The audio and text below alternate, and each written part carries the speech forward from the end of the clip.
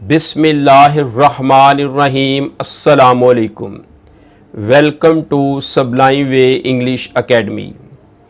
आज की इस वीडियो में हम पढ़ेंगे अबाउट फ्रेसी। फ्रेसी किसे कहते हैं और इसको राइट करने के क्या रूल्स हैं। द वर्ड फ्रेसी को हम एज अ नाउन और एज अ वर्ब यूज़ करते हैं। एज अ नाउन इसके स्पेलिंग है PRECIS और इसको प्रोनाउंस करते हैं फ्रेसी। इसी तरह एज अ वर्ब भी इसके स्पेलिंग वही है और इसका प्रोनाउंसिएशन भी सेम है, फ्रेसी। जबकि इसकी पास्ट फॉर्म बनाते वक्त इसके एंड पर हम सफिक्स ed का एडिशन करते हैं और इसको प्रोनाउंस करते हैं फ्रेसीड। इसकी जेरेंड फॉर्म और प्रेजेंट पार्टिसिपल फॉर्म बनाते वक्त इसके एंड पर जो ई है इसको हम ड्रॉप कर देते हैं और आखिर पर ing का एडिशन करते हैं और इसको प्रोनाउंस करते हैं precising. Definition of precis. Precis is a French word which is derived from French word précis. It means summarizing. While the process of writing it or summarizing it is called précis writing. Thus, any lengthy passage can be described in a few words without changing its main theme or idea while writing its précis. तो फ्रेसी जो है ये किसी भी lengthy passage को, paragraph को इसका main सीम या आइडिया चेंज किए बगैर चंद अल्फाज में बयान कर देने का नाम फ्रेसी है। यानी कोई भी लंबा पैराग्राफ हो तो इसका जो मेन आइडिया या थीम है उसमें चेंजिंग किए बगैर मुख्तसर चंद अल्फाज में बयान कर देने का नाम फ्रेसी है। It should be faithful representation of the ideas of the author in your own brief and simple language. A good précis must have clarity, brevity and precision.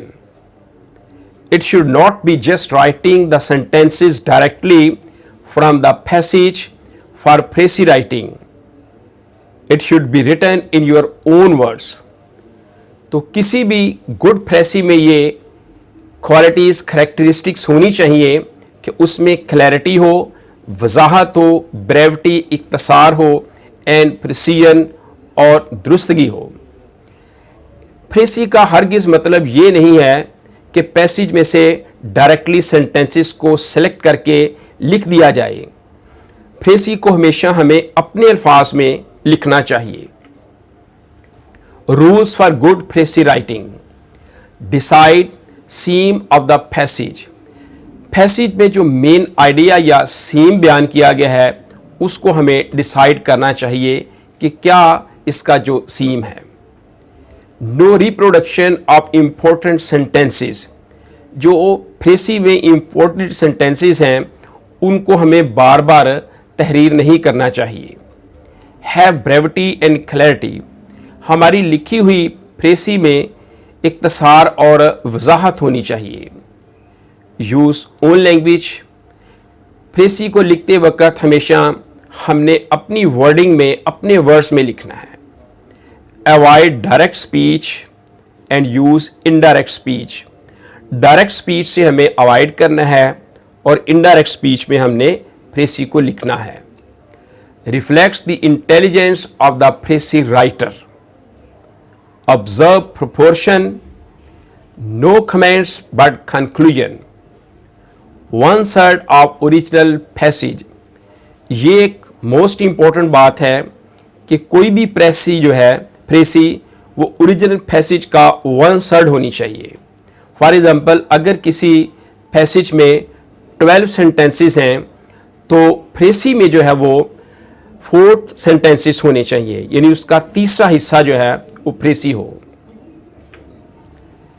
First thing keep in mind when you want to write the precis of a given passage, you should read it again and again. एक चीज़ को अच्छी तरह जहन नशीन कर लें कि जब भी आप किसी दिए हुए पैसेज की प्रेसी लिखना चाहते हों तो उस पैसेज को अगेन एंड अगेन बार बार उसको रीड करना चाहिए। You may read it for more than 10 times to catch the main idea. आप उसके मेन आइडिया को, सीम को कैच करने के लिए उसको 10 मरतबा से ज़ायद भी पढ़ सकते हैं। You should get confused and think. आप कंफ्यूज भी हो सकते हैं और सोचते हैं that the passage is very difficult, कि पैसेज बहुत मुश्किल है और even impossible to grasp it, या इसको समझना नामुमकिन है। यानी आप पैराग्राफ को पढ़ते वक्त आप ये भी सोच सकते हैं कि ये जो गिवन पैसेज है ये बहुत डिफ़िकल्ट दिया है और इसको समझना बहुत मुश्किल है।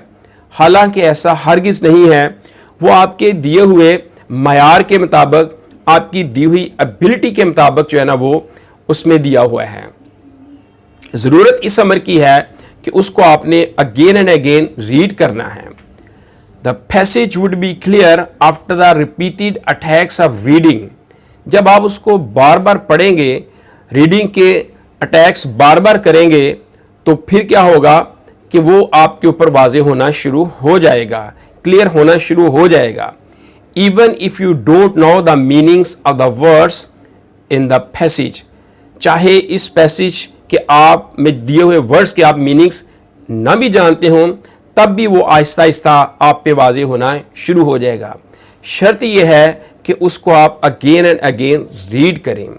कुछ बुक्स भी ऐसी होती हैं, ये तो पैसेज है, कुछ बुक्स भी ऐसी होती हैं कि उनको हम 1 टाइम पढ़ें तो उसकी समझ नहीं आती, सेकंड टाइम पढ़े तो फिर थोड़ी सी समझ आनी शुरू हो जाती है। इस तरह जब आप अगेन एंड अगेन रीड करेंगे तो वो आपको समझ आनी शुरू हो जाएगी। Same is the process with प्रेसी writing. प्रेसी writing में भी ऐसे ही होता है कि अगर कोई आपको ऐसा पैराग्राफ दिया जाए जो आपको फर्स्ट रीडिंग में समझ में ना आए, तो उसको सेकंड, थर्ड यानी अगेन एंड अगेन रीडिंग करें। ये आपके मयार के मुताबिक दिया होता है। आखिर पर हैरी एस ट्रूमैन का एक बहुत खूबसूरत कोटेशन है, not all readers are leaders, not all readers are leaders but all leaders are readers. इस कोटेशन के मुताबिक रीडिंग की सिग्निफिकेंस वाज़ेह होती है कि what is the significance of book reading और रीडिंग। वीडियो अच्छी लगे लाइक और शेयर करें and keep in your mind to subscribe the channel. अस्सलामु अलैकुम, अल्लाह हाफिज़।